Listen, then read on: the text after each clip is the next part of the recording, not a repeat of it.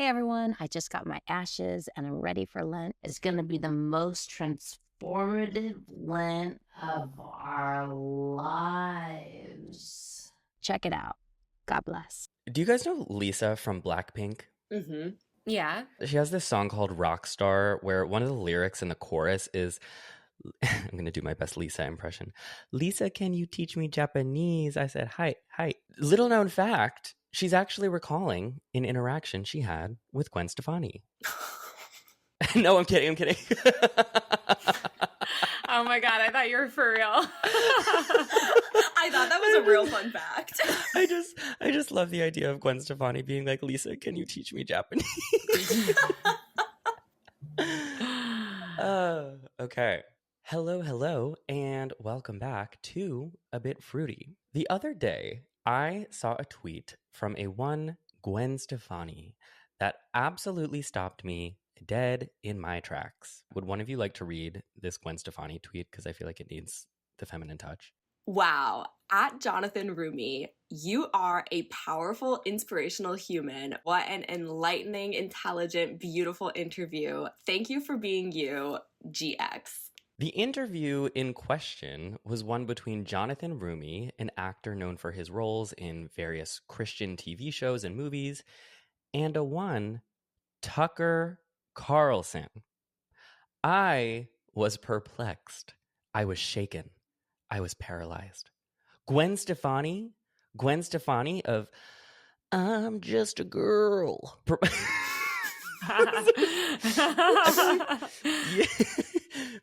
I've been, you know. That's right.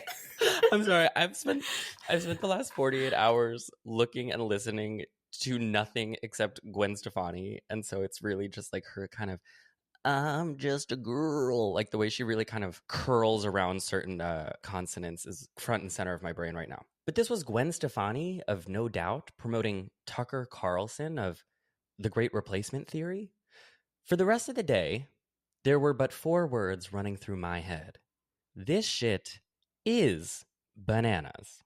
My day as I had planned it was over. I needed to know everything. I'd fallen into a sweet escape that felt neither sweet. Sorry. This whole episode is going to be puns. I started writing the intro and I couldn't stop. I'd fallen into a sweet escape that felt neither sweet nor like an escape, rather a rabbit hole. So I went to Gwen's Instagram, now littered with advertisements for the Hallow Daily Prayer app, advertisements on which thousands of commenters are saying things like, what happened to Gwen Stefani? And bring back Gwen. I went on TikTok to find a viral video of a gay man getting his tattoo of Gwen Stefani's face removed, where too I found similar comments, like, Gwen Stefani would hate Gwen Stefani. This feels like a recurring script in pop culture lately, especially for people in and around my age group. Pop culture fixtures that we grew up alongside, making, as so many have, the MAGA pivot. In today's episode, I wanted to come together, Taylor, Kat, me, you the listener, to do what has become an unfortunate ritual lately, mourn a pop diva. Specific to Gwen, I want to figure out where and why the pivot from punk rock princess to Harajuku culture vulture to tradwife occurred, and draw from it broader conclusions about privilege, cultural appropriation, celebrity artifice, and whatever the hell is going on with that prayer app. As usual lately, I am joined by 2 of my best friends, Kat Tenbarge and Taylor Lorenz. Welcome back to the show. Hi. Thanks for having us back again. And before we get into the meat of the episode, if you would like more of the show and or to support the show, we are over on Patreon with some bonus episodes. I recently did a bonus with trans culture critic Fran Tirado about Amelia Perez and the disaster that has come of representation politics. And I am doing some live shows this spring, which I would love to see you at. I am so excited. It'll be just like the podcast, but live. We are doing shows in Toronto, Chicago, Philly, Brooklyn, Seattle, LA, and Portland this May and June. So if you're interested in that, The link will be in the episode description. So before we get into the chronology of Gwen's life and career and see how it shaped up to be what it is today, I want to ask you guys, like, how are you feeling going into this? And what is the mood given, you know, your personal and cultural relationship to Gwen Stefani? Well, when you texted us and were like, have you guys seen what's going on with Gwen Stefani? I was like, no.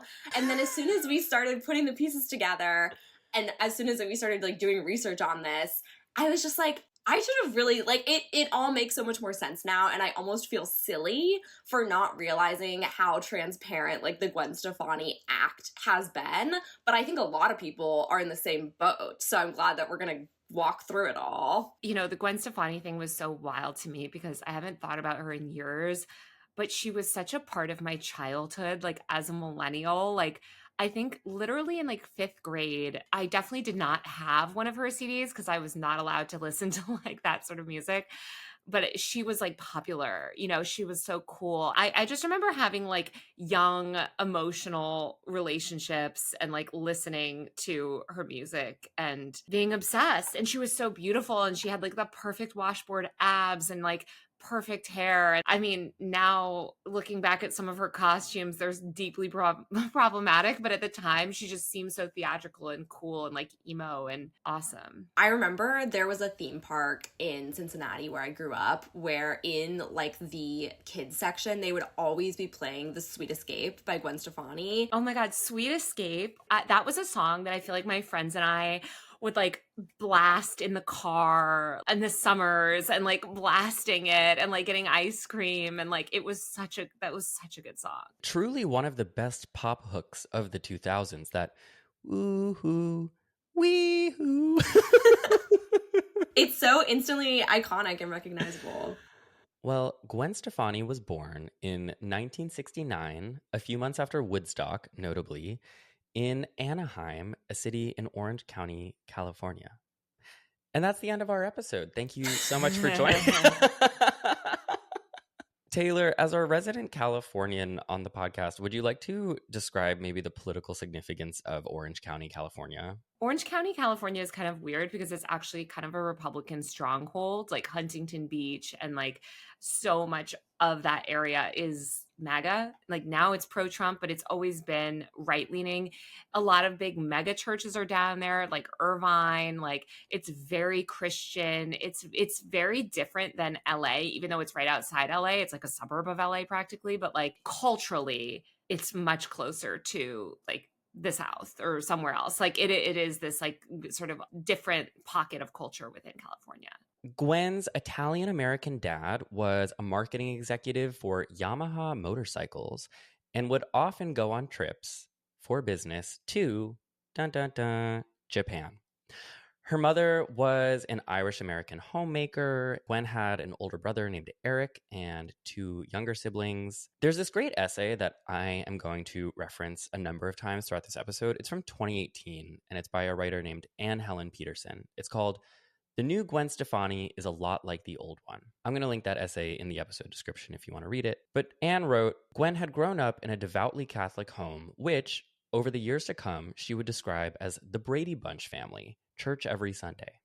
Her mom got mad when she used the F word on stage, but took solace in the fact that she didn't have any tattoos or piercings. Her dad was thankful that Stefani spent her teen years playing piccolo in the school marching band. Her family had once taken a trip to the Vatican on which Stefani, then aged 21, was forbidden to talk to boys. In a different interview, Gwen said, "We weren't rich, but we definitely had whatever we wanted." That sounds like you're rich, by the way. Yes, it does. So Gwen really enters the public imagination as the front member of No Doubt. No Doubt was formed in 1986 as a ska band by Gwen's older brother Eric and his friend John Spence. Originally, Gwen Stefani, I keep wanting to call her Gwyneth Paltrow. Jesus Christ. different episode. Let me know if you want it.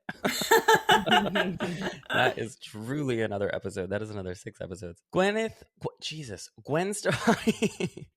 The year after No Doubt was formed, John Spence died by suicide, and Gwen's brother Eric slotted Gwen in as the lead singer. There's this interview that Gwen Stefani does in 2004 with Vogue, where there are a lot of really insane quotes that I think are revealing of an attitude about what it means to be a woman that she's had for basically her whole life, including while she was in No Doubt. In that interview, she says, "I was very passive. My brother did everything. I was like, I'm just the sister. And then after that, I was Tony's girlfriend," describing a relationship she had with a band member. "And that was good enough for me. I never really had any ambitions or goals or dreams." Listen, when I read that, I was just like, I was so mad because I was like, this is just so performative. Like, whenever a woman tries to say, I have no inner life, like I have no ambitions, I have no hopes, I have no dreams, I have no goals, it's just not true. But it is something where it's like, very clearly you want people and men to have this idea of you that you're very non-threatening. And I think that it annoys me, especially because it's like Gwen Stefani here is creating a caricature of herself where she's dehumanizing herself. Like, she's basically saying, I'm just a blank slate for you to project onto. Whatever your expectations of me, I can meet them, which is like a fallacy. And it's also something that only a very specific kind of woman can get away with. Like, for a woman to be considered a blank slate, you have to conform to basically all of the most privileged aspects of being a woman. It only really works for her because she was like a white, conventionally attractive, and therefore non-threatening like type of woman who came from California, who could just as easily be like edgy as well as the girl next door. Like, it's very easy for her to take on whatever role, whatever the audience, whatever the person consuming her wants to see, she can be that person. But that in itself is a privilege. And by sitting there and being like, and lying, because we also know that like she does obviously, like, she's very clearly a very ambitious woman. So it really pisses me off when women sit there and are like, I don't actually have ambitions. You see this so frequently with like women in conservative media. They're like, women should not have ambitions. Women should not want to work. Women should not want to like own anything. And it's like, shut up. You literally are like a multi-millionaire who runs her own media company. Like, you're literally Gwen Stefani. Like, don't tell me that you have no dreams or goals. Trad wife Gwen Stefani. It's ridiculous. So, No Doubt, they have sort of a following within California, but nothing national, certainly nothing international. Nobody really knows who they are on the world stage yet. And then in 1990, No Doubt is signed by Jimmy Iovine, who is the co-founder of Interscope Records. Some years later, in 1995, No Doubt would release their smash hit album, Tragic Kingdom, of which you are most definitely familiar with, if not by name, then with the songs like Don't Speak, Spiderwebs, Just a Girl. Gwen Stefani really takes on this, you know, feminist punk rock image. She kind of becomes the image of those things in the latter half of the 90s. Taylor, I feel like Kat and I are both like Gen Z millennial cusps. But as the old one. As the old hag of a bit fruity. well, we were talking on the phone last night and you were kind of describing like what Gwen Stefani meant to you as a middle schooler during this time. She was just so cool and so independent. And I think also the lyrics, like, obviously I'm Just a Girl had been out for a while, but like it was so pervasive and it felt like this like independent anthem because she, first of all, she's the lead singer of this like cool band, right? And at the time, so much of the pop music landscape, at least during my like tween and then later teen years, was like the Britney Spears era. It was the Christina Aguilera era. Like, it was all about these like this sort of like hyper feminine, like pop star women single acts. And then on the male side, you had like Blink 182, like Oasis was kind of like, I don't know, just like all these like male kind of like bands that I feel like guys were into and like they would listen to it, like the Warped Tour or whatever. And so like Gwen was this like kind of like gateway into that like more male world, or like she actually seemed to be like challenging gender norms in a way. I liked that she had this sort of alternative version of femininity, in my perception because she wasn't just like, I'm a genie in a bottle or whatever, which obviously, like, you know, Christina's amazing. We love her. Yeah, we love her. And they were forced to, like, now we know so much about sort of like the way that the pop industry commodifies women. But I think like at the time she seemed rebellious. Like she would wear these like low slung, like big pants and like cool tops and had the chopsticks in her hair, which we can get into. But like, I remember I actually went to Soho when in middle school. And there was this big, I can't remember the name, it was like this big Asian market. I think it's still there. Oh, Pearl River Market, right? Yeah. It's just like Soho, Chinatown. I would always go to Canal Street to buy knockoff. I think I was trying to get like a knockoff Kate Spade bag on Canal Street, and like we're walking around. And I remember my friend bought like one of those like fake kimono type tops because it was like in, because I think like Gwen was wearing it at the time, or it was like definitely part of that like late 90s, early 2000s style, which now reads as crazy cultural appropriation. But at the time seemed like alt and cool. And she seemed alt and cool. She really took on this sort of feminist image that, you know, you read early interviews with her and it definitely seems like she wanted to take the mantle that had been handed over by like, you know, a Courtney Love type and make it softer. I think Gwen's image has always been attempting to hold two truths at once, which is on one hand, this sort of like creatively adventurous, feminist type, irreverent, creative soul with this like aspiring trad wife. And again, from that 2004 cover interview that she did, she was describing when Jimmy Iovine signed her to Interscope. Here's the quote. Kat, I feel like you're going to love to hate this, but she said, Jimmy took me aside and said, Gwen, you are going to be a huge star in 6 years. I was like, first of all, who the hell are you? And second of all, I'm not going to be in this band 6 years from now. I'm going to be having 14 children and be married. Then, practically to the day, Don't Speak was #1 around the world. It's pretty spooky. We always laugh about that.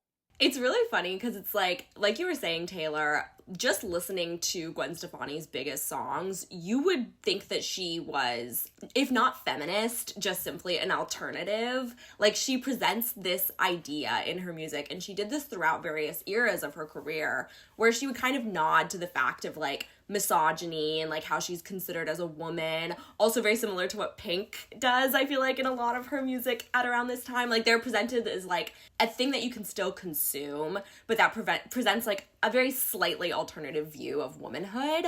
And it's ironic that that's what she presented in her music, but that at the exact same time she was saying like, literally, I want to be a trad wife. I want to be like 25 years old with 14 children on a farm. And I also think it's very interesting the fact that like Disneyland has played such an important role, like symbolically, throughout her life, because she grew up in Anaheim and she was part of like the Anaheim youth who would spend so much time at Disneyland, which, as unfortunately a Disney adult, someone who reads a lot of books about Disney history, I think it's really interesting that she grew up in this community that was like very affluent and had like the resources to spend a lot of time at Disneyland, which, don't get me wrong, at the time I think it cost like $15 to go there. But still, you know, Tragic Kingdom, they use Disney as like a symbol and sort of are like rebelling against it in how they posture it. But at the same time, like, she has spent her whole life frequently going to Disney. Today, she's known as a celeb who is frequently like spotted at Disney. She takes her kids there. And the juxtaposition of like Disney as the ultimate symbol of American capitalism, the ultimate symbol of being consumer friendly, consumer safe, non-threatening. Like, I just think it makes a lot of sense that in the same way in her music and in her persona, she's combining these two things. And like, that makes sense to me that that's part of her aesthetic. Do you guys know about the 1995 Roe versus Wade anniversary show appearance? Okay, so this is something that is written about in that 2018 essay. But basically, in 1995, as No Doubt is exploding in fame with their album Tragic Kingdom, they're asked to perform at a Roe versus Wade anniversary show, where Gwen gets on stage and says, quote, "If I got pregnant right now, I wouldn't get an abortion. But isn't it cool that nobody can tell me what I can and can't do?" And the the organizers of the show were like, we did not know that she was going to say that. I think it's so interesting how she's always actually been consistent with her conservative values. But I guess maybe because the conservative movement didn't have the same sort of like cultural capital and power, it was so not perceived. Mm. Like she's doing these things that like now today, imagine that on Twitter, you know, we would immediately sort of contextualize her differently. But I think also just Mm. the media climate was so different and the media climate was so misogynistic back then. She could maintain that like hyper feminist independent image despite her repeatedly saying all of this stuff that makes it clear that that's not who she is. So what this reminds me of is how in this, I feel like, cultural period where it's like post-Roe, well, Roe still exists at this time, and like within like the popular discourse around abortion, you see this weird sort of thing emerge where it's like in Twilight, the whole end of the Twilight series is about how like Bella Swan wants the choice to not have an abortion, essentially. And like the word abortion does not appear in the Twilight series, but this was a conversation at the time, was like, why would you have a narrative that's so focused on a woman who like wants to choose to keep her kid and not like have an abortion? And Gwen Stefani saying this at this like abortion centered event, I'm like, she's doing like the Stephanie Meyer Bella Swan thing. I am so appreciative of the breadth of your references. You're just like, Gwen Stefani is Disney. Gwen Stefani is Bella Swan. Like, it's so aspirational. Cultural appropriation is obviously a huge through line in Gwen Stefani's entire career, and it starts really early with Gwen Stefani, if you recall, during the No Doubt era, wearing a bindi. Yes. Which is, if you're unfamiliar, it's a jewelry or a mark, often a red dot, worn by a lot of South Asian women, specifically in India, as usually a spiritual symbol evoking the concept of the third eye. And Gwen started wearing this. You can see it like in all of her music videos and photo shoots and performances. Gwen, who again, Irish American mom, Italian American dad, she was in a relationship with her bandmate, Tony, in No Doubt, who was Indian and whose mother wore a bindi. So Gwen Stefani would go to their house for, family gatherings. And she was like, I'm just trying to imagine like Gwen, like being like, I love that, Like, can I get one of those? And then she did. She just like, she went to like Claire's or something and she bought some stick on jewels and she started wearing a bindi. Yeah, this was so part of her aesthetic back then, also. Like, I mean, it's interesting how she was always tied in with like Asian cultures, you know? Mm-hmm.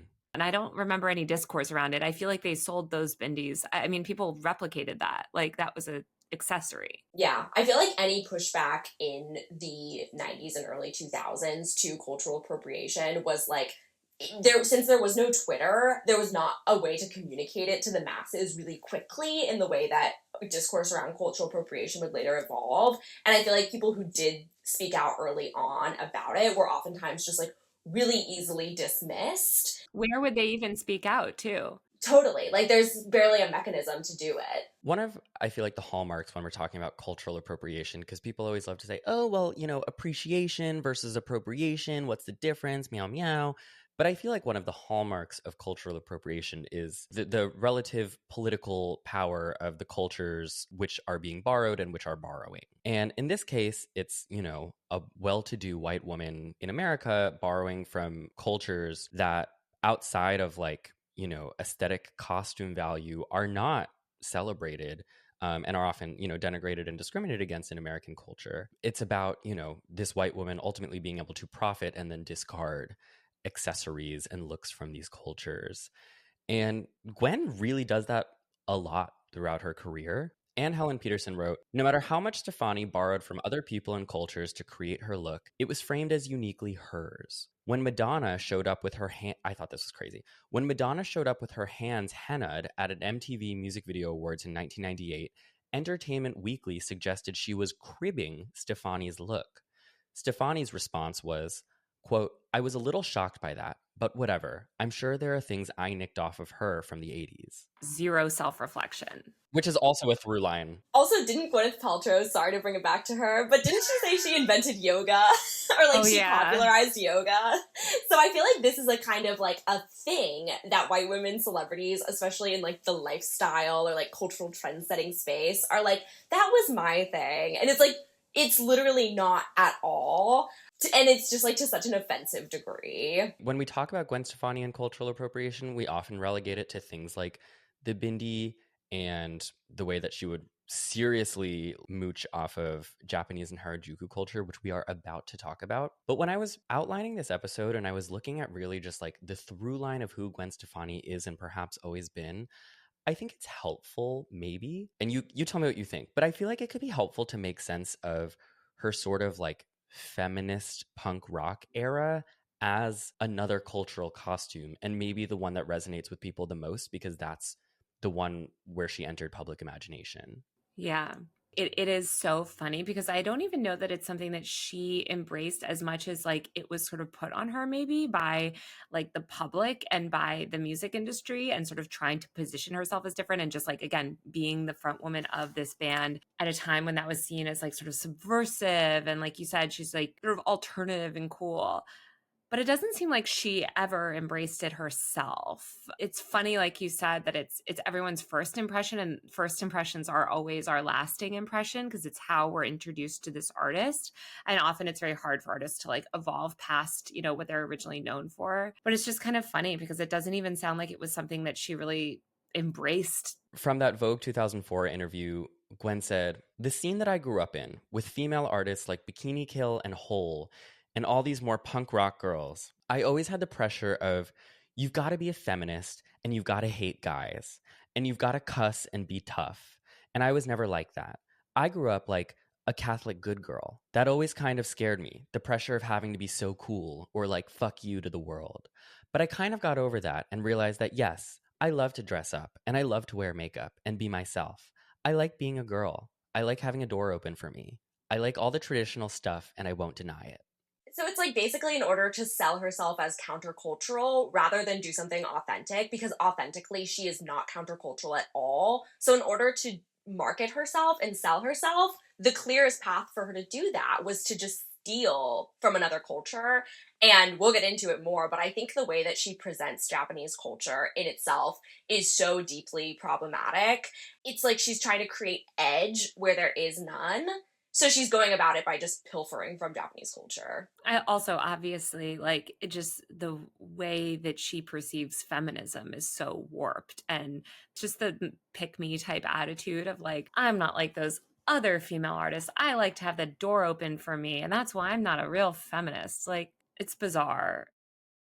I would just like to take a quick break from the show to thank Factor for sponsoring this episode and making this podcast possible. I have personally just felt life kicking into high gear lately. Between ever-evolving personal responsibilities and new work stuff like these live podcast shows, which I am so excited for. But it does reach a point. Like, there is a great chance that the podcast episode you are listening to or watching right now was edited at 4 a.m, which is to say, I am looking lately for more places in my daily life where I can take some thoughtful shortcuts, and Factor is one of those shortcuts. Factor is a meal delivery service that offers a huge range of chef-made gourmet meals that make eating well easy and quick, because every Factor meal is ready to heat and eat in just 2 minutes. Every single week, Factor has 40 different meal options and 8 different meal preferences to choose from. My go-to is Protein Plus. I know, the twink gym rat. I'm just kidding. Which has all sorts of delicious protein-rich meals that I, first of all, cannot cook because I have not invested the time into learning how to cook them. And second of all, honestly, just don't have the desire to make the time for. Because for me, if I have an extra hour in the late afternoon to either cook or nap, I am so sorry, Gordon Ramsay, but the lights are going out. If you would like to try Factor, you can head over to factormeals.com/factorpodcast and use the code FACTORPODCAST for 50% off your first box and free shipping. That's factormeals.com/factorpodcast with the code FACTORPODCAST. Thank you so much to Factor, and now let's get back to the show. Something really interesting about this point in her career when she's transitioning out of No Doubt and transitioning into herself as a solo act. I've been listening to the song What You Waiting For a lot recently, and I watched the music video multiple times. We can't play it, but I'll sing because I know that's what everyone wants. What you waiting, what you waiting, what you waiting, what you waiting, what you waiting for? All right, Kat. That was really good. Thank you.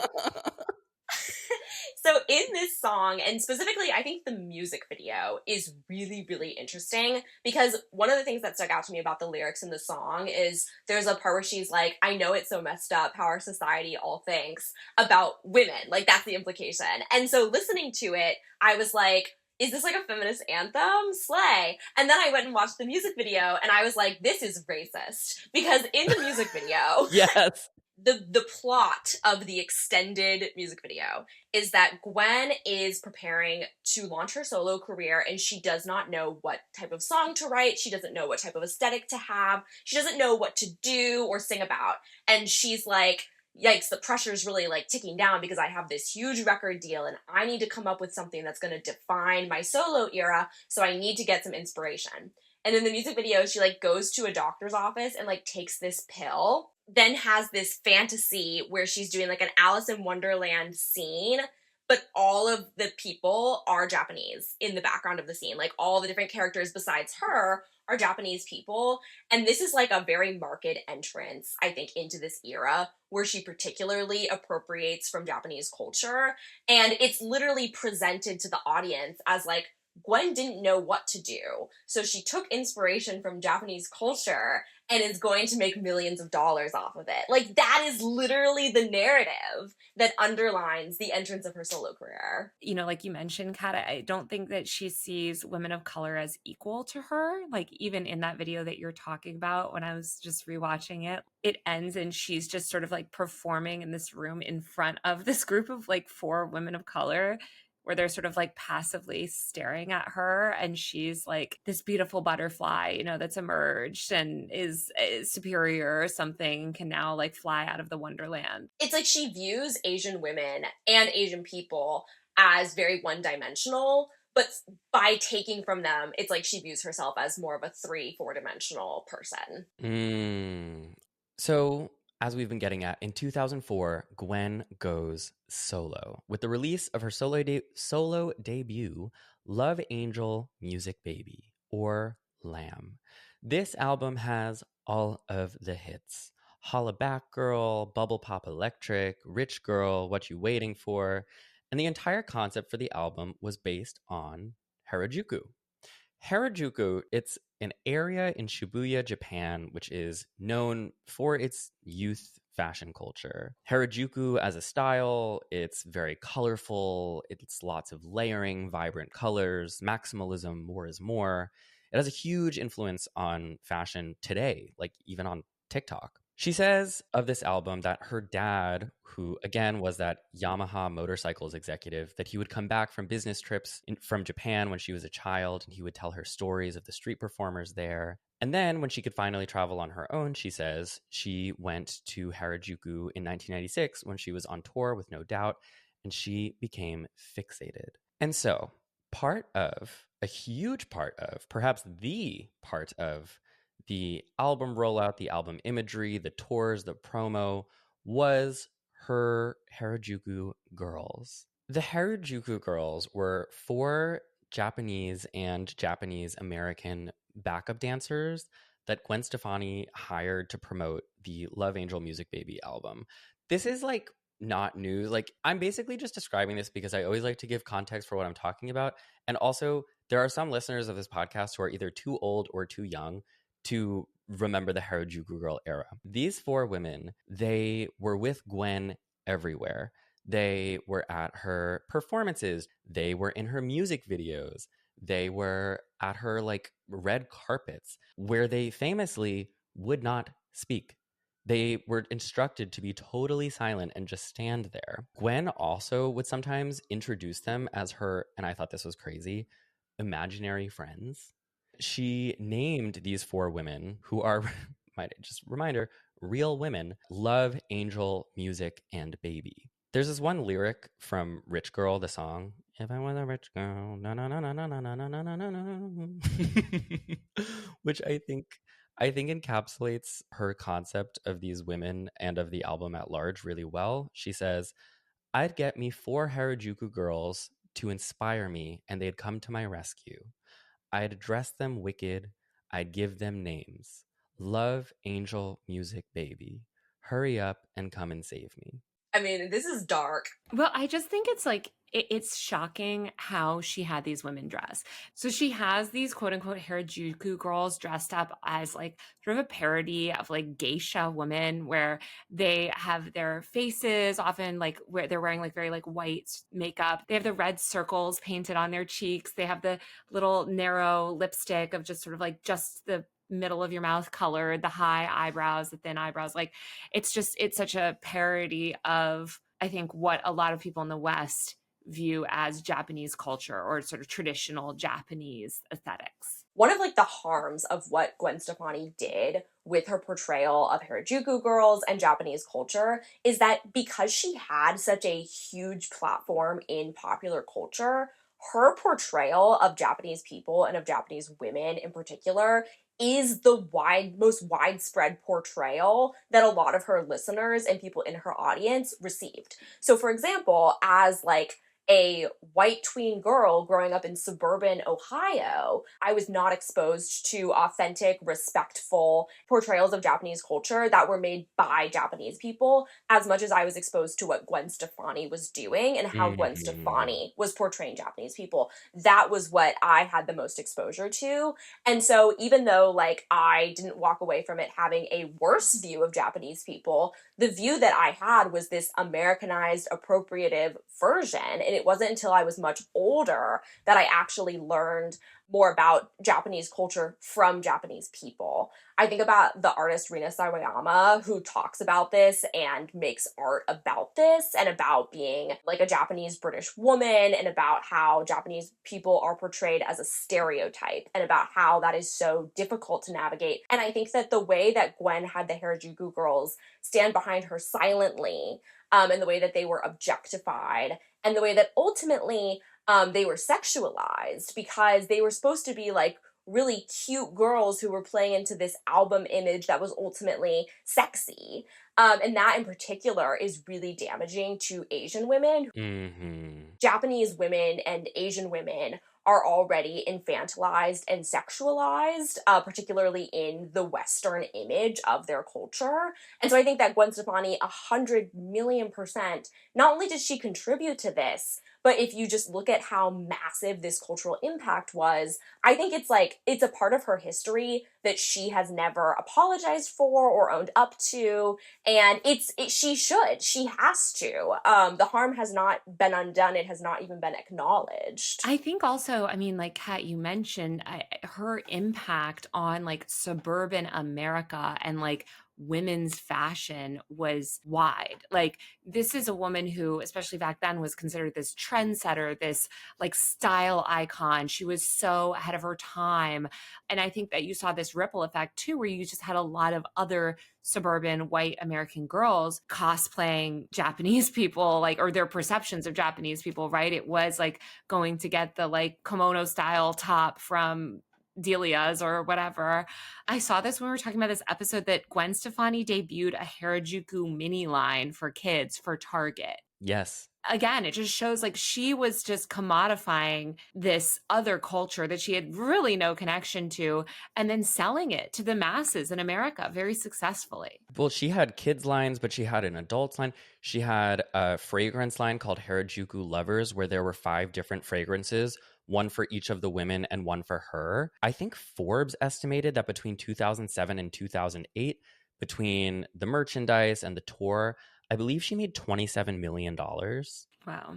It's also, I think, looking at what Harajuku is like right now, everything that I've read about it talks about how Harajuku in particular has become so commercial since the time when Gwen Stefani first went to Harajuku versus now. There's like massive over-tourism in Japan, generally speaking. I just did an article about this for Wired, looking at how like TikTok has influenced people in particular to like go to Japan, and it's led to massive over-tourism. So Harajuku today, it's incredibly crowded, and the people who are there are oftentimes Western tourists looking to capture some of what Gwen Stefani was talking about in like her early aughts music. But the culture that she was stealing from is now actually eroding and disappearing, in part because Harajuku has been taken over by American corporate brands. Like, if you go to Harajuku today, there's like a Nike store, there's like all of these like American brands that have taken this very valuable space. And part of like why American tourists want to go there has to do with the fact that Gwen Stefani popularized Harajuku to such an extent. Something that you'll hear come up a lot when people talk specifically about Gwen Stefani and the Harajuku era was this idea that, you know, conversations around cultural appropriation were not in 2004 what they are today. And I think that's a complicated idea because while it's true that cultural appropriation, the conversations about it were not like buzzy the way that they are today, there were especially Asian women at the time who were very vocal about the fact that they were not okay with what Gwen Stefani was doing.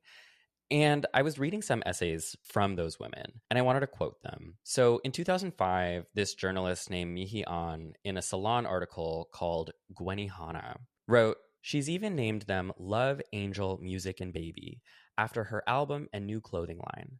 The renaming of 4 adults led one poster on a message board to muse, I didn't think it was legal to own human pets, but I guess so if you have the money for it."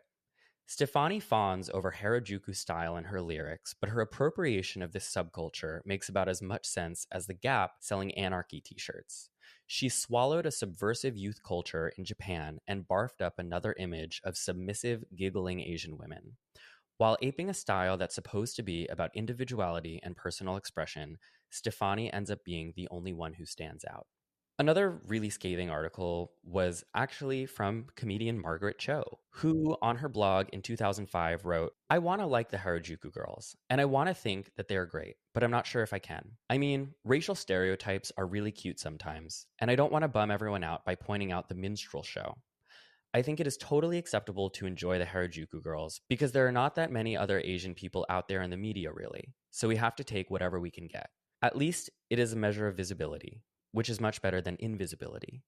I am so sick of not existing that I would settle for following any white person around with an umbrella just so I could say I was there. Even though to me, a Japanese schoolgirl uniform is kind of like blackface, I'm just in acceptance over it because something is better than nothing. An ugly picture is better than a blank space.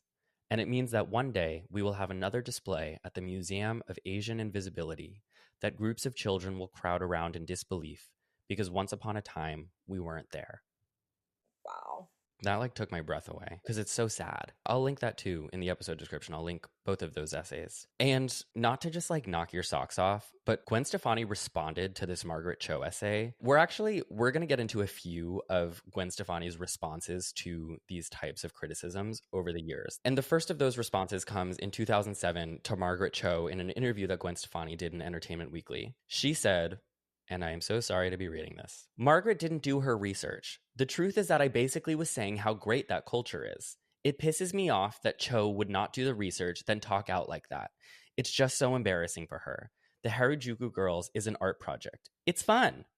What an abhorrent response. Margaret Cho doesn't need to do research on being Asian. So Gwen should be doing her research and frankly has expressed no interest in actually researching this issue or learning about the nuances of these cultures. And I think that sort of response and that dismissiveness and her continued insistence on doubling down, it just shows that she has no interest in self-reflection and she fundamentally has no respect for these cultures. Because here is a incredibly prominent Asian woman telling you, educating, doing the actual work to educate you and writing so thoughtfully and in such a beautiful and nuanced way. And I mean, her reaction is to just dismiss it. It's wild.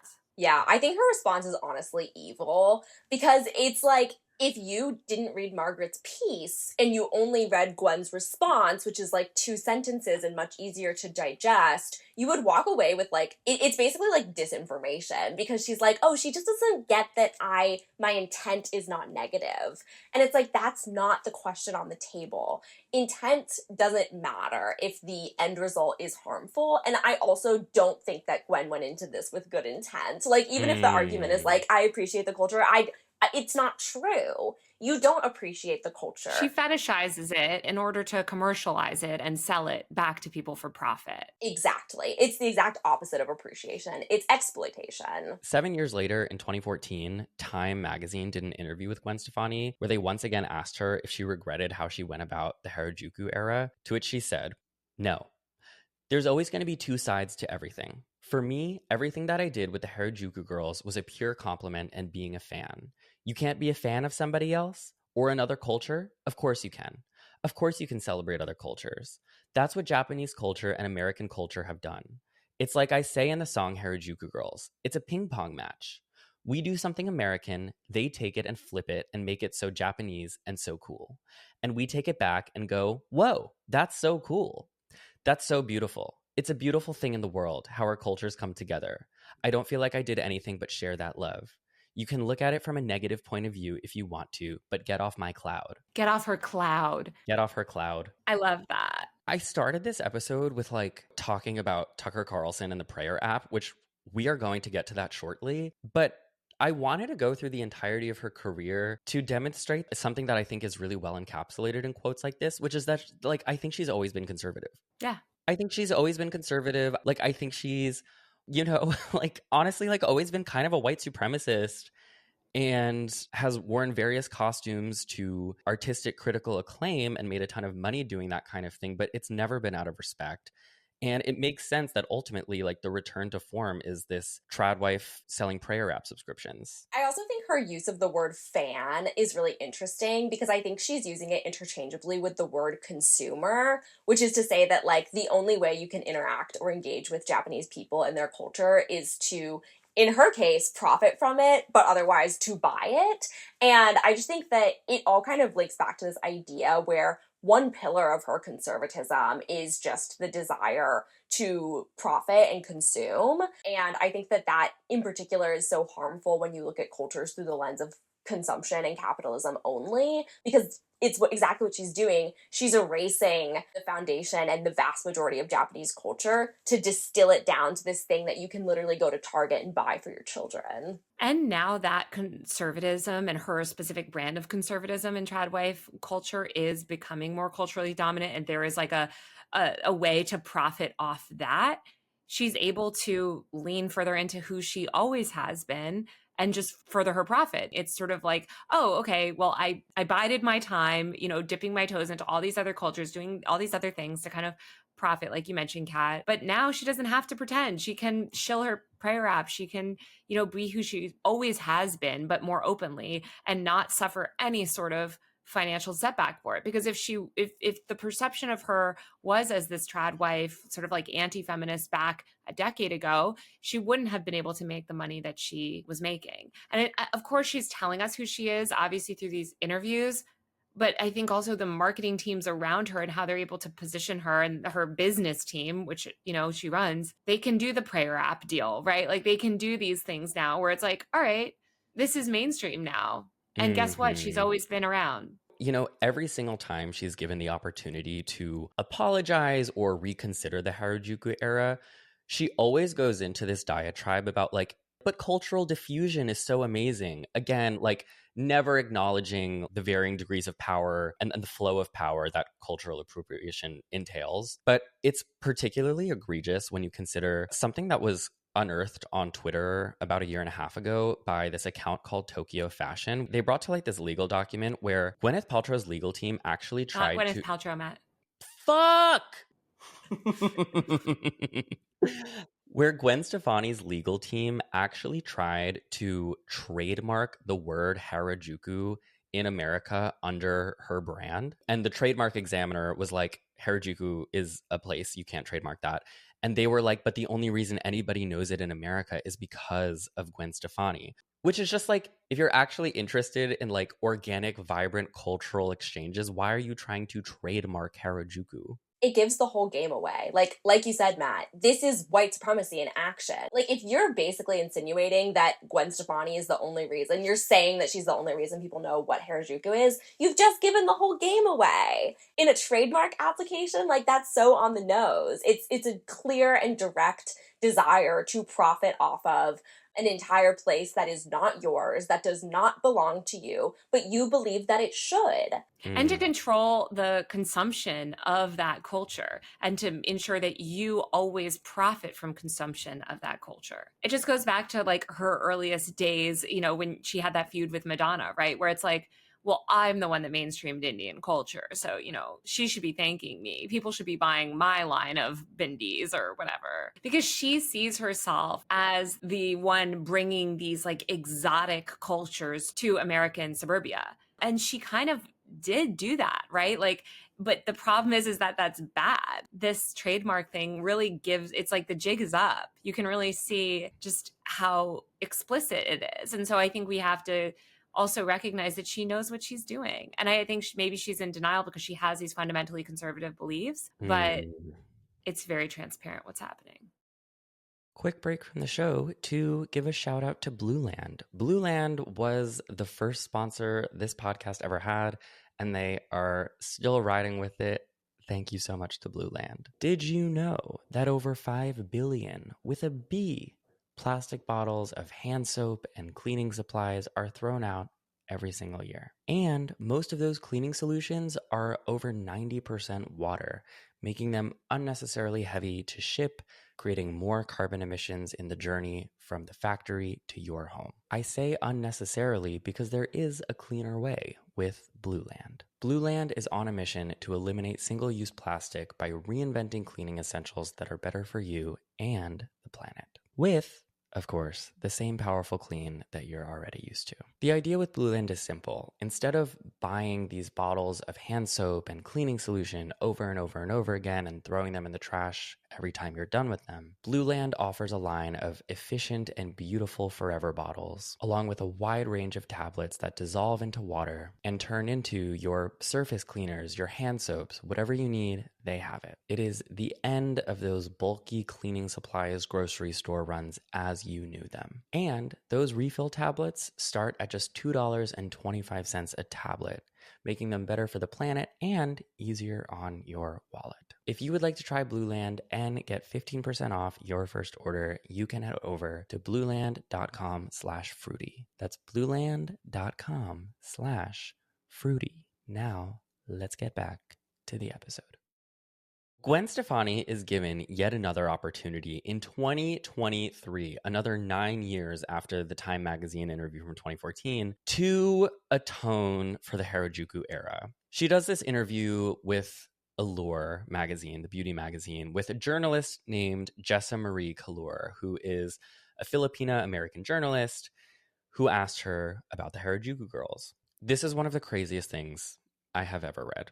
Here's an excerpt from that interview. As an adult, Gwen was able to travel to Harajuku to see the Harajuku girls herself. I said, "My God, I'm Japanese and I didn't know it." As those words seemed to hang in the air between us, Gwen continued, "I am, you know." During our interview, Stefani asserted twice that she was Japanese and once that she was, quote, "a little bit of an Orange County girl and a little bit of a Japanese girl and a little bit of an English girl." What this reminds me a lot of the White Lotus episode that just came out with that man who was like clearly having some like trans identity thoughts and was like, and I was wondering to myself, am I an Asian girl? Like that was literally Gwen Stefani in 2004. Yes, and it's so egregious, and I think it just really reinforces the fact that, like, to Gwen Stefani, identity is so one-dimensional because for her, she can afford for identity to be one-dimensional. In reality, Gwen Stefani is just a woman from Orange County. She's not a woman from the UK, and she is certainly not a Japanese woman. And it is so easy for her as a white woman from Orange County who is very rich and very famous, not really threatened by much and perceived as non-threatening to others. It's very easy for her to say, "Oh my God, I'm Japanese." She carries none of the baggage or the stigma or the experiences of racism that come along with being a person of color in America. And so it's incredibly offensive for her to say this. The fact that she's speaking to an Asian woman, the journalist who she's speaking to, and the fact that she's saying this, and the journalist is clearly writing out these words hang in the air between us, and then she just says it again. Gwen Stefani has, on one hand, the lack of self-awareness to conduct herself responsibly and respectfully in this conversation, but she has enough awareness to know that what she is doing reinforces what she's profited from and what she has benefited from all of these years. I really think her behavior in these interviews and in response to Japanese women and Asian women is so egregious, because I really think that she is intentionally doing this. She knows exactly what she's doing. She knows she can get away with it. That's why she keeps doing it. Every 5 years, it's Gwen Stefani, have you changed? Have you evolved? Will you apologize? And each time she's absolutely not. Why would I do that? I don't have to. There's no consequence for her behavior, so she just relishes in it. Yeah, Jessa writes later in that piece, in her own voice, between March 2020 and March 2022, there were 11,467 reported hate incidents against Asians across the United States, 917 of them toward Japanese people. Stefani has often spoken up about her deep love and appreciation for Japanese culture, but to Allure's knowledge, she has not publicly expressed outrage or made any statements of support during this cycle of anti-Asian hate. Japanese culture for her is only one thing. It's the thing that is attractive to her and that she can profit from. But hate crimes against Japanese people and hate crimes against Asian people, that's not part of what Gwen Stefani loves about Japanese culture. That's not the thing that made her think, I'm Japanese. It's because of the one-dimensional nature of what being Japanese means to Gwen Stefani. And I also think that it's no surprise that she's zeroed in on the Harajuku fashion culture, because what she's not including in sort of what the culture that she appreciates about Japan is the actual culture and history of Japan. Because that would require her to actually be invested in what Japan is as a country, what the history of it is as a place, and what its people have experienced. That would be difficult. That would be nuanced. That would not be palatable to the average American consumer. And so when people ask Gwen Stefani if she's sorry or if she feels regret for anything that she's done, why would she? She's just sat here and profited from all of it. I think a lot of people, and I think even myself included, as Gwen Stefani has been in the background of my life, have just given her kind of a benefit of the doubt that she has evolved along the way. And I think this is a benefit of the doubt that is particularly given to white women, even when they have done absolutely nothing to deserve it, and in fact have done the exact opposite. And so I think it's really important not to view Gwen Stefani as someone who was culturally progressive or politically progressive before and has had this sort of de-evolution, because she has been this person all along. And to act as if there is a marked difference between the Gwen Stefani of 2 decades ago and the Gwen Stefani of today is dishonest. It imagines that she's a better person than she actually is. The fact that people do give Gwen Stefani the benefit of the doubt, the fact that people don't view her as problematic as she actually is, gets to the heart of why she's been able to get away with this and why this is so appealing for her. It's so appealing for so many white celebrity women to put on cultures and then drop them once the baggage becomes too heavy. I would love to say that this is the end of the Gwen Stefani cultural appropriation timeline. But unfortunately, dear listener, I cannot say that. Are you familiar with the 2012 No Doubt comeback album? No, I'm not. No, most people aren't. So in 2012, No Doubt puts out a comeback album called Push and Shove, one of the singles from which is called Looking Hot. Looking Hot is a song that, first of all, isn't good, which is fine. Bad music is just bad music. But it's also, as so much of popular music was in 2012, it's not really about anything. And I mention that only to say that they could have made this music video anything. And yet they chose to make it about cowboys and Indians. After Backlash, it was swiftly removed from its official release on Vivo or whoever was putting out music videos at the time. But the video still exists online, and it's exactly what you think it is. It's like, I almost said Gwyneth Paltrow again. Jesus Christ. I'm going to need to get like electric shocks. But it's like Gwen Stefani wearing like, a Native American headdress and like cowboy and Indian. It's crazy that every time Gwen Stefani has had a new project, like, has any minority culture gone through Gwen Stefani's career unscathed? I don't know. That alone like speaks to kind of this like thing about white mediocrity, because it's like we're getting to the point where we're now reaching peak Gwen Stefani in terms of like her current evolution and who she currently is. But had we known that that was Gwen Stefani at the beginning, she would never have become the global superstar that she is today. Like, the real Gwen Stefani, if you strip it back to just her, is not successful enough. Like, it's not the successful Gwen Stefani that we all know and love. In order to reach these career heights, she has to put on a costume, because just Gwen Stefani doesn't sell. Gwen Stefani only sells when she's like stealing from someone else and using that as what is marketable about her. And that's why I know that she knows what she's doing. That's why I know that she's known all along that this is all so offensive, and she keeps doing it anyways, because it's been called out to her over and over again repeatedly. And she keeps doing that because I think she's kind of a one-trick pony, but the trick is like trying on these different costumes and cultures. And we now fast forward just a little bit more to 2015, where she goes through a divorce from Gavin Rossdale, with whom she had 3 children. And later that year, she romantically links up with a one, Blake Shelton. The singing in this episode is like so amazing. I like to imagine, I don't know, I wish I had like a monitor in their house to hear what it's like. Hey, Blake, did you make the coffee this morning? I'm sorry, this is kind of a Gwen roast, but I really do love like her voice. Gwen Stefani has such a singular voice, not even like a singing voice, but like how she sounds when she speaks. Again, it's the way she like really curls around the consonants. It's like, hey, Blake, like. I feel like it's so Southern California. Yes, 100%. But so Blake Shelton is this country star. And if you recall from the time when they first get together, and I think still a big part of their image is this like, Gwen Stefani and Blake Shelton, what could they possibly have in common? Like, alternative feminist rock chick with this like hillbilly country guy. But I think you, the listener, can already get a sense for what I'm about to say, which has been such a theme of this episode, is like, they have everything in common. Yeah, and the voice has wrought so much evil onto our planet. Like, revisiting this era, like this 2015 era for her, when she released the album that was like, why do you have to go and make me like you? And also the other one, make me like you. Or no, that's the same one.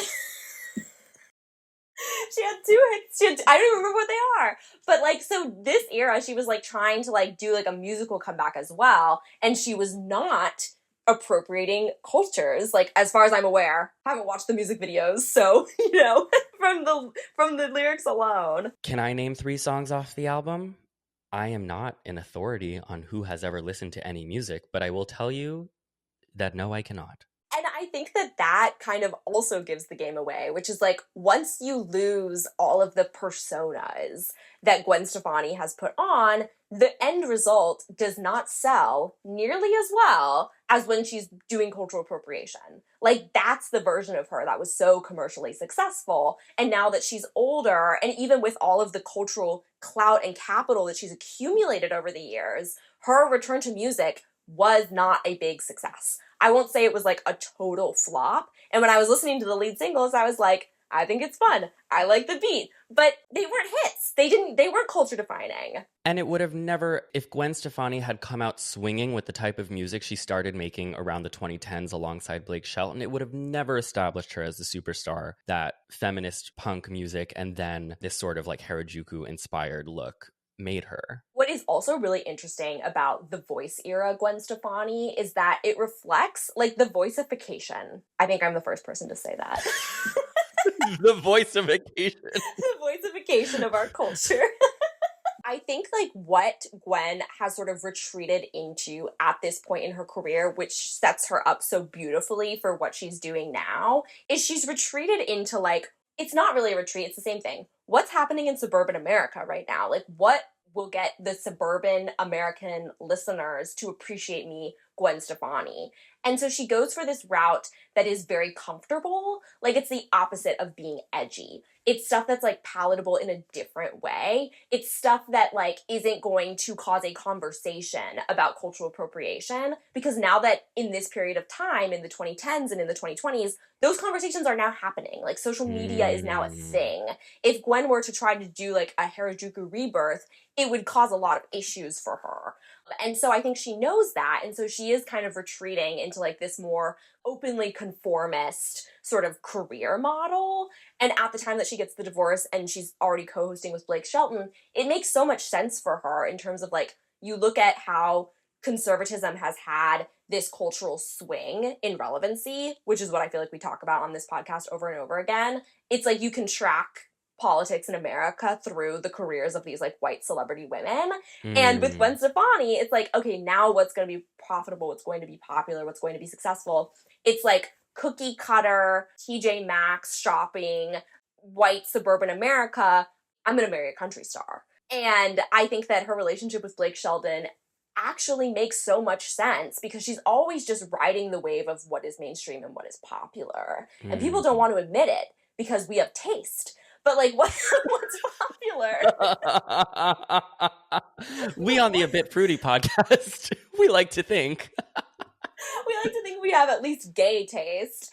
But like, The Voice is like one of the most popular TV shows in America. And Blake Shelton is one of the most popular people in America. The Voice draws more viewers than RuPaul's Drag Race? I wouldn't know. It's not on my radar, but when I go back to Ohio to like see my parents, they have it on their TiVo. Well, this kind of brings us to Gwen Stefani today. And I would like to talk about Hallow the Prayer app a little bit. I know you've been waiting for it and you've been sitting very patiently, my dear listener. Kat, have you seen the advertisements? I have now. Because I sent them to you. But we're going to pretend that you haven't yet so that we can all be on the same page. I think this is insane. Okay, here it is. Hey everyone, I just got my ashes and I'm ready for Lent.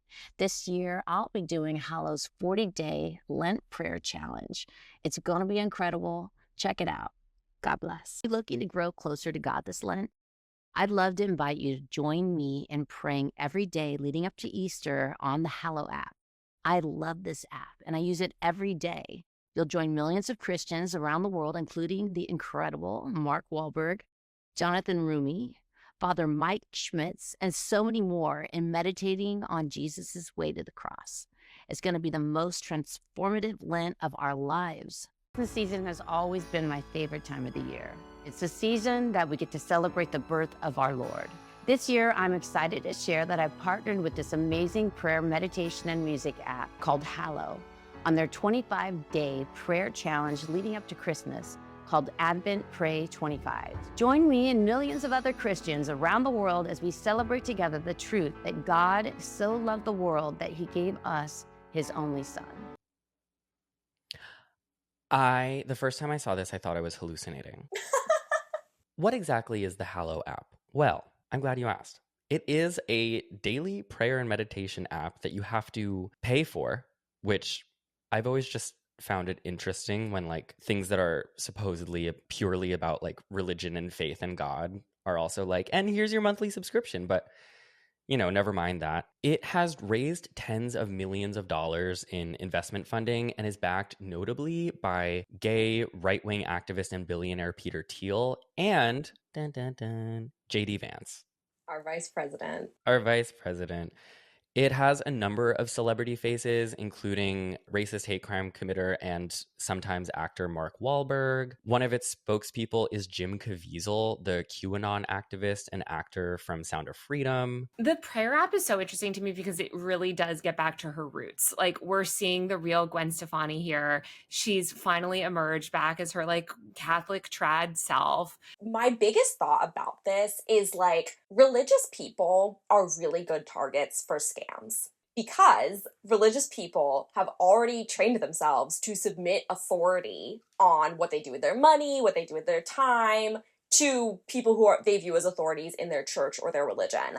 And so religious people are really easy to scam for money. And that's kind of like a defining factor of religion. But when you see stuff like this, it's just so transparent in a way that it hasn't been in the past because of like the emergence of digital technology. Because obviously you can just pray. You don't need to buy an app to pray. You can just do that. That's what people have been doing since the invention of prayer. You can like take out your Bible and you can read it and you can pray.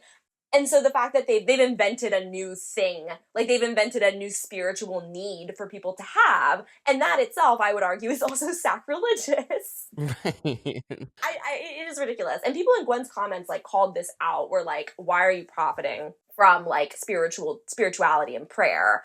That's unethical and counterintuitive to religion. But I think in reality it makes a lot of sense because I think that a lot of religion in reality actually is about sort of financially exploiting people. And I also think that like the fact that this is run by Peter Thiel and has investment from Thiel and JD Vance, like that's not surprising at all either, because if you look at everything that's wrong with modern society and you're like, who has a hand in everything that's wrong with modern society as we know it, it's Peter Thiel. Yes. I love Peter Thiel lashings on this podcast. It's like my favorite. Peter Thiel and Sam Altman, because I hate billionaires and I really hate gay billionaires because I feel like I have something in common with them, and that is embarrassing. I also think that like in terms of the celebrities who promote this app and like the fact that you have these right-leaning celebrities, like you have these very overtly conservative people, but then you also have people like Gwen Stefani, who still is considered someone in liberal America. I also think it's probably really easy to get liberal celebrities to like switch sides because so much of what they have like preached over the years has always been, at the end of the day, like capitalist. And so it's not so much like they were really strongly believing in social progress as much as they were really strongly believing in whatever the mainstream majority would like and therefore financially support them. So now that that's switched, like there's nothing to hold them back from like switching over to literally Trump's administration because they were always kind of doing this. They were always kind of just looking for things that they could sponsor that fell in line with like the biggest possible paying audience. Vice did a write-up about the Hallow Prayer app where they shed some really interesting insights. Here's one quote from that article. The app features voices known for their conservative stances towards sexual and reproductive health rights. Lila Rose delivers prayers on the app, who is a president and founder of Live Action, an anti-abortion advocacy group with a significant social media presence, which has recently been protesting outside drugstores that disperse abortion pills. Her prayers on the app are mainly focused on the Virgin Mary, as well as a litany for life, which she says, quote, helps us to respect human life from the moment of conception to the moment of natural death. This makes me so mad. Live Action is one of my number one enemies. They don't know that I exist, but to me, they're one of my number one enemies. This is so crazy. I did not realize there was a Live Action tie-in with this app, but Live Action is super, super notorious if you are in the abortion rights space whatsoever. They're like one of the biggest arms of anti-abortion propaganda, especially in the social media age. And the whole Gwen Stefani pivot to marrying Blake Shelton and being like a Southern belle and being like a religious Southern-esque woman, like country woman, and specifically also having lived in Orange County. Do you know who Cole and Savannah LeBrant are? No. Okay. But wait, can I guess who they are? Are they like an influencer couple? Yes. Cole and Savannah, that gives influencer couple. Yes, and they go by Cole and Sav. They were Cole and Sav, and now they're the LeBrant fam. Okay. I'm going to keep this brief, but I know there's going to be at least one person listening to this who is like cheering right now. The LeBrants command a really big audience of people who are skeptical and people who are haters. Savannah LeBrant lives the life that Gwen Stefani said she wanted to live when she was a teenager in No Doubt. She's the girl who like got married and started having all of these kids and was like religious. And Savannah LeBrant is from Orange County. And when she and Cole got together, they lived in Orange County. But along with some other influencers, like a small trickle of conservative influencers and like super religious influencers over the past like 5 years, they moved to Tennessee. And they have worked with live action. And so that's why I'm like, ooh, it's all coming together. Wow, I'm looking at a photograph of this family and they look like AI generated. Yes. 100%. Sorry, continue. It's just like there's a cultural movement happening right now that involves like a few things. Anti-abortion stances, Christianity loosely defined, like Christianity without any of the like standards. Right. Christianity without any of the teachings of Christianity, but more of just like the idea of like American white nationalist Christianity that's come to light. The aesthetics of Christianity, the bigotry and white supremacy inherent to it, the anti-abortion stance, and then like the celebrity influencer lifestyle brand. All of these things, and fifth thing, Peter Thiel. And always Peter Thiel. Fuck Peter Thiel. These are like all coming together and creating this really big thing that I think a lot of people aren't picking up on in popular culture, which is ultimately like the erosion of women's rights.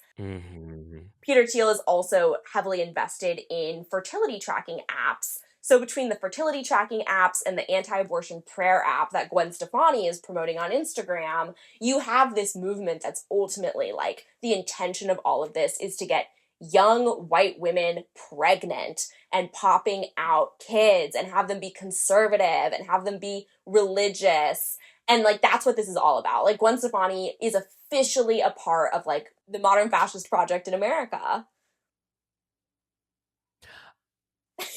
A rare moment on the A Bit Fruity podcast where I'm actually rendered speechless. I just have to pause and say direct to camera, like, this sucks. This sucks. Like, I loved Gwen Stefani's early stuff. Yep. And now she's like, yeah, she's just doing modern fascism's work on Instagram. It's sad what is happening to our country. It is sad. And also, I just, these types of people are always in my comments and messages about how I'm like grooming children or whatever. The Hallow Prayer app has a section of prayers targeted towards what they label as littles, which are 3 to 7 year olds. Yeah.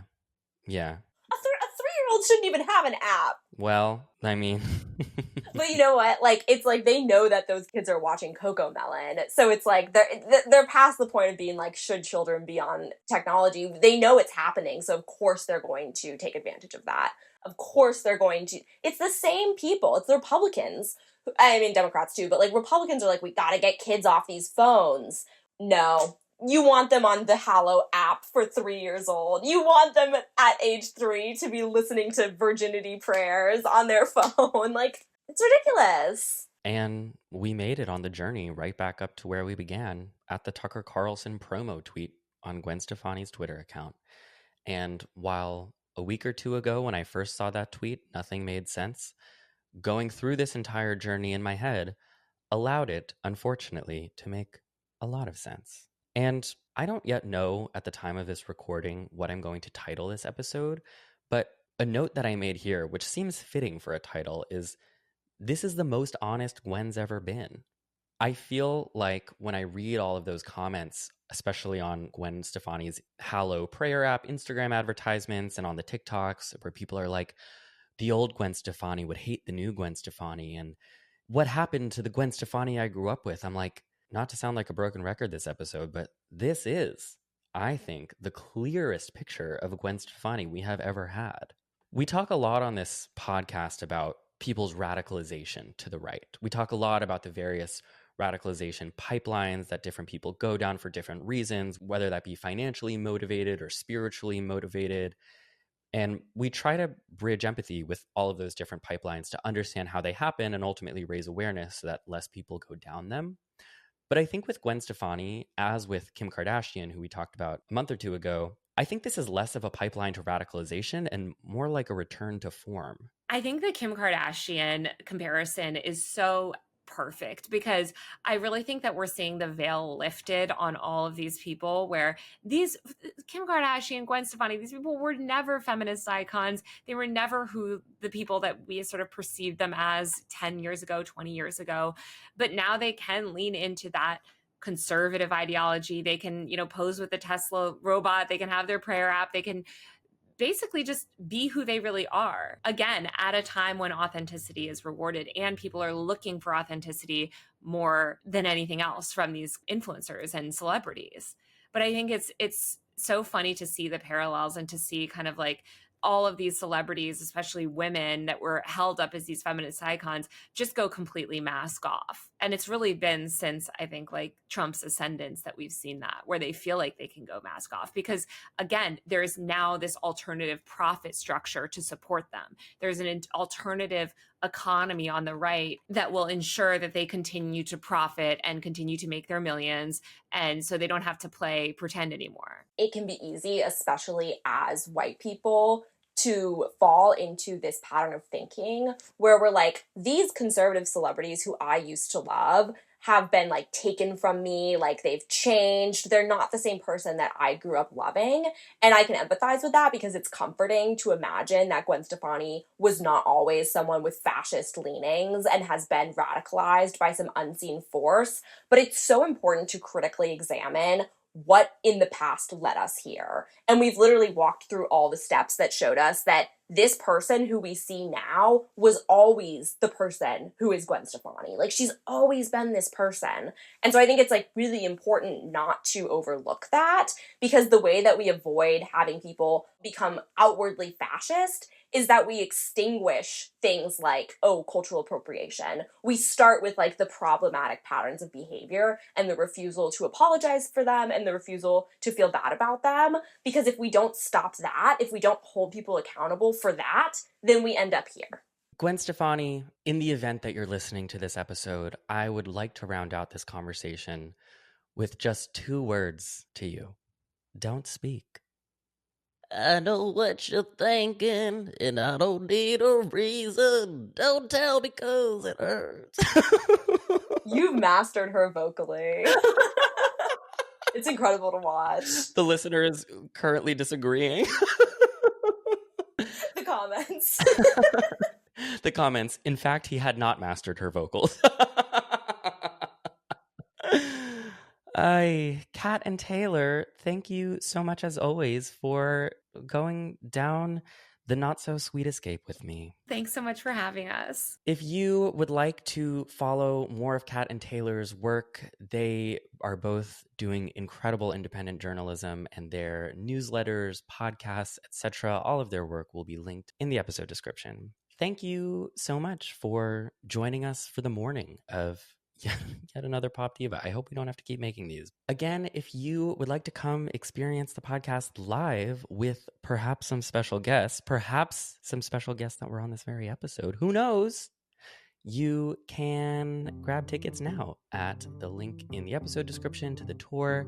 I am so excited for it. I really am.